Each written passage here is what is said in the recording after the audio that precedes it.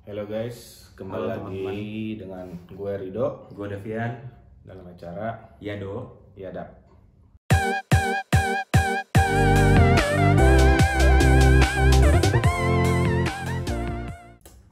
Oke, Hari ini kita mau ngebahas sesuatu yang jujur gue sesali, tapi ya maksudnya bukan gue sesali, tapi gue menyayangkan hal ini harus terjadi. Tapi mau gimana lagi lah. Yep. Gitu. Kita hari ini akan ngebahas akhirnya kebijakan pemerintah untuk memberlakukan work from home. Ya, mungkin kalau teman-teman lihat yang video kita sebelumnya, kita kan bahas tentang sebenarnya secara garis besar nggak efektif lah. Ya. Kalau work from home itu, Betul. dengan berbagai alasan yang kemarin Yes. sudah kita sampaikan gitu. Yes. Cuman sebagai warga negara kita harus patuh juga Atas kebijakan pemerintah ya. atas kebijakan pemerintah. Betul. Apalagi kalau misalkan kantor sudah statement ya udah work from home, ya karyawan bisa apa? Iya. Kayak gitu loh. Kalau dari gua sebenarnya ya, bukan gua so rajin atau gimana, cuma memang produktivitas gua kalau misalnya gua harus work from home itu jauh di atas produktivitas gua ketika gua di kantor. Yes. Itu yang membuat gua kurang nyaman lah dengan kebijakan ini gitu. Oke. Dengan kebijakan. Ya, tapi balik lagi memang satu concern tersendiri tentang kesehatan. Yes. Itu menjadi poin penting juga sih sebenarnya. Setuju, karena apa ya, bukan tentang work from home-nya, Ya. tapi tentang lebih jauh lagi, lebih besar lagi ada tentang nyawa gitu loh. Iya, betul. Karena ya seperti kita lihat juga kan sekarang kasus semakin nambah. Mungkin banyak. Ya kan, semakin banyak, dan berita-berita tentang kematian juga meningkat. Kayak gitu. Indonesia sendiri udah mulai naik terus ya. Betul, kayak gitu. Karena ya oke lah, mungkin kita secara fisik bisa dikatakan masih sehat, masih segala macam itu.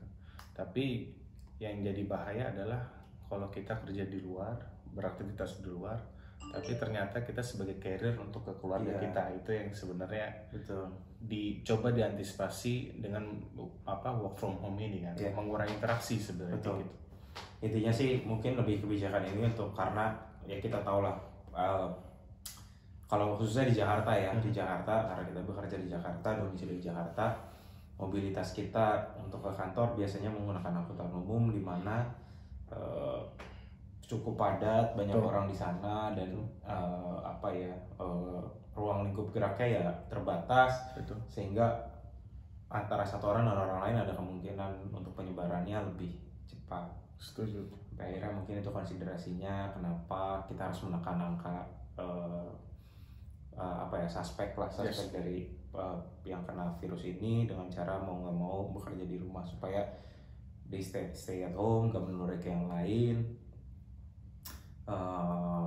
Intinya itu sampai obatnya nanti mungkin sudah datang dan sudah bisa dikonsumsi. Betul, karena kalau kita lihat pun penanganan di lapangan, contoh kayak yang social distance, kemudian di angkutan umum udah misalkan dibatasi dan segala macam. Pada akhirnya kalau kita lihat di lapangan sebenarnya nggak solving the problem juga gitu loh. Malah ya sama aja, orang malah ngantri ketika nunggu angkutannya dan segala macam gitu.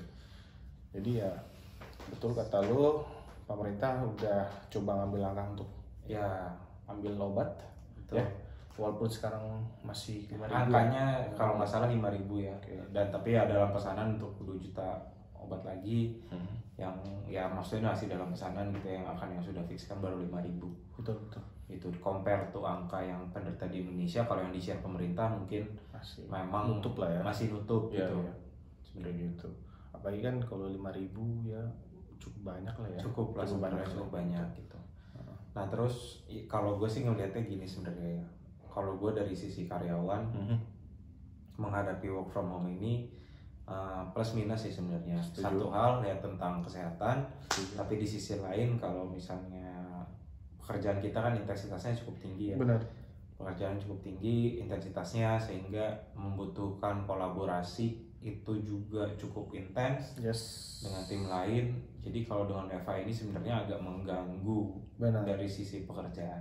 Benar, apalagi mungkin sedikit gambaran aja. Jadi memang kita group in sales gitu, yang artinya kita butuh untuk interaksi dengan orang, menjelaskan, dan jadi kalau melalui media work from home, oke lah video call gitu. Cuman kita ngerasa ya ada keterbatasan, ada gap lah ya, ada gap keterbatasan ketika kita presentasi atau kita harus menjelaskan produk keluar dengan secara langsung presentasi, ataupun sekarang kita terbatas dengan cara video call atau conference call gitu. Ya selain dari kendala teknis, ya kendala kita gesture kan juga ya kadang kita kan memang kalau apalagi kayak gue sama Mas Rido ini orang yang cukup intens untuk keluar pergi untuk presentasikan produk dan juga POC ya, dan kalau yang ngerti POC kita cukup intens. Beberapa bulan terakhir ini memang kita lagi cukup padat jadwalnya, agak sulit jujur untuk kita menyesuaikan diri ketika kita harus presentasi di depan klien secara langsung ya. Dan sekarang terbatas dari video call ataupun conference call. Bener ya, karena ya selain faktor internet, faktor dan segala macam, jadi ya kurang oke lah gitu. Ya mungkin karena memang posisi kita, apa yang kita kerjain seperti itu. Yes, betul. Cuman kalau kita mungkin lihat teman-teman kita juga ya, mereka kan ada juga yang sangat terbantu dengan work from home juga sebenarnya, gitu loh. Jadi ya mungkin kita harus menurunkan egois. Ya kita menurunkan ego kita, akhirnya kita mengikuti ya. Maksudnya kita juga mau buat apa, karena kayak kondisinya seperti ini. Dari sisi bisnis juga kan banyak perusahaan yang sudah memberlakukan kebijakan work from home. So kita ngikutin aja sebenarnya. Kita menyesuaikan sampai nanti akhirnya kita akan balik lagi bekerja seperti biasa. Betul. Dan mudah-mudahan dari sisi kondusivitas di dunia ya, karena konteksnya ini menurut gue bukan Jakarta, bukan Indonesia lagi, tapi sudah dunia, sudah bisa berkegiatan sesuai dengan seharusnya gitu. Betul. Tanpa limitasi seperti sekarang. Ya mungkin kalau kita ambil salah satu dampak positifnya ketika work from home adalah kalau lo yang mungkin di rumah dan dengan keluarga lo, ya makin ada waktu ekstra gitu untuk ngobrol lah. Apalagi kita kayak kalau karyawan ya, maksudnya kita pergi pagi pulang larut malam kan, kita mau keluarga jarang ya. Sekarang mungkin waktunya kalian untuk ya lebih intens silaturahminya, lebih dekat lagi sama keluarga. Itu sisi positif. Cuman jangan lupa tanggung jawab aja. Jangan lupa tanggung jawab kalian sebagai karyawan. Kalian punya pendingan kerjaan yang harus kalian report. Itu seharusnya bisa bisa kalian terus ingat, supaya apa yang gue nggak bisa nyebut ini benefits ya, atau ya momen WFH ini bisa kalian manfaatkan dengan semaksimal mungkin lah. Bosen pasti ada, gue yakin pasti ada. Bosen tuh pasti, udah nggak mungkin nggak bosen sih. Cuma ya maksimalkan lah dengan berkegiatan yang lain. Benar. Apalagi kalau kita sudut pandang karyawan ya seperti itu ya. Tapi kalau kita mikir ya, bos kita gitu yang ngelola perusahaan gitu ya, manajemen gimana ya rasanya mereka ya harus mengikuti kebijakan ini ya. Gitu. Benar, karena nggak mudah untuk bisa langsung ya udah work from home gitu. Pasti mereka lebih punya sudut pandang yang luas lagi nih, apa yang harus mereka jaga. Apalagi ini kan tentang kesejahteraan karyawannya. Ya, betul. Bisnis nggak jalan, ya jangan sampai WFH kalian malah dirumahkan. Betul, itu yang dampak terburuknya kan. Itu dampak terburuknya. Kalian WFH malah jadi keterusan. Itu dia. Ya udah kamu nggak usah masuk ya. Iya, malah jadi dirumahkan. Itu yang sebenarnya kalau gue pribadi ya, yang gue takutkan adalah itu. Karena kalian kalau misalnya yang nonton video ini, mudah-mudahan kalian mengerti kalau kondisinya sekarang kita sudah memasuki masa krisis. Ya.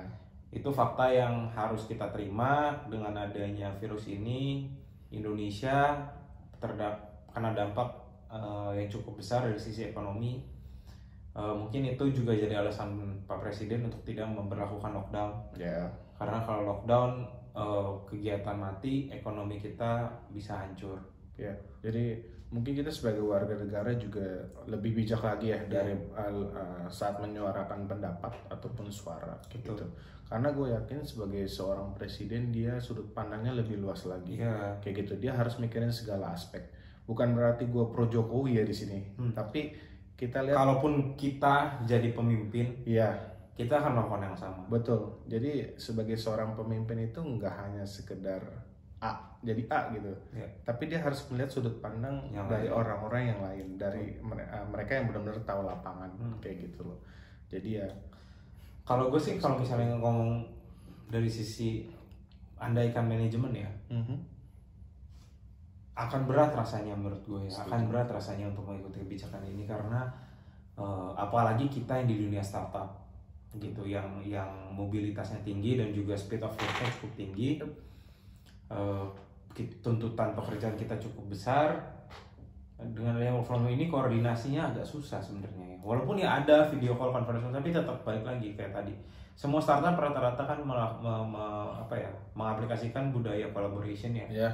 Budaya collaboration itu not as easy as phone call gitu. Ya betul. Walaupun lu video call juga nggak 100% solving problem lah. Dalam artian gini, kita ketemu pun ngobrol belum tentu bisa dapat solusinya gitu. Apalagi lu di sana ketemu by video dengan gangguan segala macamnya, internet bla bla bla bla. Makin kecil kemungkinan untuk bisa solving the problem. Misalnya itu aja. Jadi kalau dari sisi manajemen pun, kalau sudut pandang gua kayaknya memang berat ya. Berat sih. Kayaknya berat banget sih. Berat banget kayak gitu. Bukan ya, satu sisi kesehatan jadi satu concern lain. Cuma kesejahteraan itu loh. Jangan sampai bisnis nggak jalan malah bener jadi dirumahkan gitu. Kalau gue pribadi itu yang lebih menakutkan daripada virus ini sendiri gitu. Kalau dari gue ya sebagai karyawan, sebagai pekerja, ada concern itu yang gue pikirkan gitu. Karena mungkin kalau kita karyawan ya kita mikirnya by personal karyawan, dan yang paling pun yang kita pikirkan keluarga dan segala macam. Tapi sebagai manajemen dia harus mikirin dia sendiri, dia juga harus mikirin tim-tim yang lain, karyawan bahkan sama keluarga karyawannya. Betul, kayak gitu loh. Ya. Kalau gue sih ngeliatnya sekarang ya, gue sedih ya, gue lihat dolar sudah naik tinggi, indeks saham kita juga turun jauh, udah di bawah angka 4.000. How we survive gitu? If this problem is not immediately fixed, ini akan sulit gitu. Hopefully obat corona ini sudah bisa segera didistribusikan, orang sudah bisa konsumsi secepatnya, dan ketersediaan, yang penting ketersediaan supply-nya dan distribusinya. Supply-nya itu berjalan dengan baik. Benar. Supaya mungkin gue sedikit melenceng di sini ya, sorry, tapi maybe we have to realize that the world need to rest. But at some point we also need to live. Betul. Kita ya ini lagi balancing lah, menurut gue sekarang lagi balancing dari sisi gue ngerasanya as a human, I have to give a chance for the world, for the nature, to have a proper life. Sekarang inilah gitu. Sekarang momennya mungkin for the entire world untuk bisa give a room gitu untuk nature, untuk bisa living a life lah. Karena ya kalau kita lihat kayak salah satu data di China kan, ya dengan dampak si corona ini polusi udara berkurang sebenarnya kayak gitu. Ya kita lihat pun di jalanan sekarang di Jakarta hari ini, kita masih ke kantor, jalanan sepi banget gitu. Udah gitu pasti kendaraan bermotor semakin berkurang, dan pasti cuaca udara juga semakin bersih kayak gitu. Itu sisi positif yang gue lihat dari kalau misalnya kita ngomong bukan dari kesehatan atau dari pekerjaan ya, gue ngeliatnya dari sisi dunia yang mungkin ini saatnya alam yang living a life gitu. Ya gue yakin sih segala sesuatunya memang ada reasonnya, betul, reason beingnya kenapa ini terjadi. Dan yang pasti untuk menguatkan kita juga sih. Gitu. Ini proses by proses dan kita nggak tahu apakah kedepannya bakalan ada yang lebih parah lagi. Mudah-mudahan jangan. Kan mudah-mudahan jangan. Cuman berarti sebenarnya kita juga harus siaga untuk untuk menghadapi the next worst case will be happen gitu. Coba balik lagi mungkin tadi sebagai kita menghadapi kebijakan-kebijakan untuk WFH dan segala macam. Gua sih berharap ya supply chain dari ekonomi, dari perdagangan itu jangan sampai berhenti sih. Karena mau gimana pun manusia butuh makan. Betul. Ada kebutuhan-kebutuhan yang harus dipenuhi. Betul. Kalau supply chain-nya sampai berhenti, itu akan causing problem yang lebih besar lagi sih. Pasti. Itu yang gua takutin dari kemarin. Karena ya kalau kalian nonton video kita sebelumnya, kita juga sempat bahas masalah kayak the simple thing lah. Kalian belanja di supermarket, itu seberapa cepat sih barang itu di restock lagi? Benar. Ketersediaan barangnya, harganya seperti apa? Gitu. Karena kalau tadi pagi nih gue ngobrol sama nyokap juga, dia bilang, iya tukang bubur tuh curhat katanya. Iya bu, anak-anak sekarang pada libur, anak sekolah kan, dagangan saya juga pasti turun gitu. Nah sebenarnya kan bahkan tukang bubur pun sudah merasakan dampak ekonominya gitu. Penjualan menurun, pendapatan menurun. Ya pada akhirnya mungkin taraf dia untuk hidup juga semakin menurun dan sebenarnya kalau secara lebih besar lagi ya nilai kemiskinan lagi kan. Sebenarnya seperti itu. Itu yang lebih, menurut gue itu lebih menyeramkan sih. Efeknya tuh bukan masalah hold down tapi ya wealth gitu. Ya itu kita masih bicara mikro ya, belum yang makronya kayak gitu. Betul. Jadi ya gitu deh. Hopefully kita bisa survive. Yang penting satu, kita bisa survive dengan adanya kebijakan ini, mudah-mudahan dan juga sudah ditemukannya obat virus ini bisa segera dikonsumsi, kita bisa bekerja dan juga bisa menjalankan aktivitas apapun itu dengan normal kembali. Amin. Jadi semoga ya ini Maret udah mau habis juga. Ya semoga di bulan April udah mulai ya ada titik terang ada titik terang seperti itu.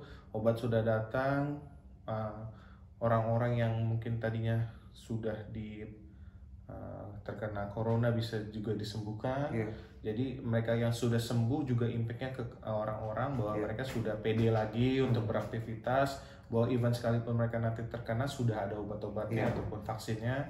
Jadi yang pasti roda kehidupan juga jalan lagi, roda bisnis kehidupan jalan lagi, dan pasti roda sosial juga jalan lagi kayak gitu. Nah, karena kalau gue sendiri ya, I don't think I will survive with social distancing.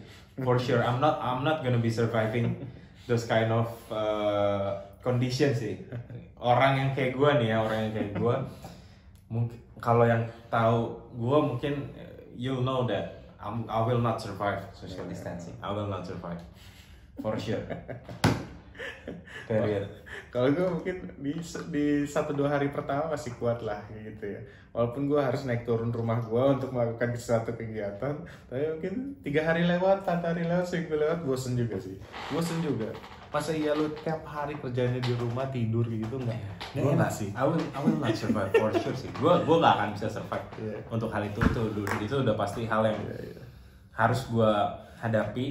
Ya I don't know how to overcome kebosanan gue, tapi mau nggak mau gue harus bisa itu. Betul. Jadi ya lu sebagai karyawan enjoy WFH lu, enjoy dengan keluarga. Cuman jangan lupain tanggung jawab. Yes. Dan sebagai yang punya perusahaan, bos-bos sulit menyikapi ini, tapi gua rasa kita semua pasti bisa ngelewatin ini, kita bisa survive. Dunia bisa kembali beraktivitas, dunia bisa kembali hidup, kembali hidup seperti seharusnya. Dan juga kalau mudah-mudahan selain hidup kita bisa overcome krisis yang sudah terlanjur terjadi efek dari corona ini, karena itu hal yang pasti gue yakin itu akan sulit, tapi we have to survive gitu. Kalau kita pernah menghadapi krisis yang dulu-dulu, pasti kita bisa juga sih sekarang. Betul. Tetap semangat. Tetap semangat sih buat teman-teman. Jadi kita juga mulai Senin akan menjalani WFH. Though I'm not sure that I will survive those kind of things, tapi I will try lah. I will try my best untuk bisa survive kebosanan itu. Iya. Dan buat para bos, kami dari karyawan mengucapkan tetap semangat bos. Kami masih tetap butuh bos. Kita masih tetap butuh pekerjaan. Butuh kerja. Oh ya, karena kalian juga mungkin ini pesan satu lagi. Kita sebagai karyawan ingat kita tetap butuh pekerjaan. Yeah. Jangan sampai karena kita berleha-leha terlena akan WFH yang santai-santai, kita sampai lupa tanggung jawab kita sebagai karyawan. Setuju. Itu sih hal yang lebih penting menurutku untuk bisa semua orang pahami. Karena sebenarnya paling simpelnya selalu berpikirnya gini, tempatkan posisi lu di posisinya beliau, dalam artian mungkin bos atau manajemen gitu. Gimana cara pandangnya supaya lu bisa survive tuh karyawan segitu banyak. Jadi biar lu juga sebagai karyawan juga sadar, oke, mereka udah berusaha untuk keep gua, jaga gua, jadi sebisa mungkin kita juga dari bawah juga kasih yang terbaik ya, untuk support. Untuk support. Gitu. Oke, itu aja dari kita. Kita pasti akan terus upload video. Bahas-bahas. I will not do such things sih. I will not do such things untuk bikin konten video. Tapi ya mudah-mudahan ini segera berlalu lah, karena gue memikirkan untuk WFH aja dulu kayak I'm not gonna survive. I will not survive gitu. Oke. Gitu aja mungkin dari kita. Tunggu lagi, nanti kita akan bahas topik-topik yang menarik lagi. Buat kalian para penonton ya, itu subscribe karena nggak apa-apa. Yang penting kalian nonton, yang penting kalian dapat insight-nya. Yes. Yang penting kalian punya pandangan baru. Betul. Untuk bisa memaksimalkan kondisi yang ada. Itu aja sih. Benar. Kalau kalian senang dengan apa yang kita sampaikan ataupun senang dengan muka kita, tolong di like video kita, di subscribe juga, benar, dan jangan lupa untuk di share yang penting supaya kita kan menyebarkan berita baik itu ibadah. Amin. Gitu. Oke. Segitu aja dari kita. See you again in our next video. Bye bye.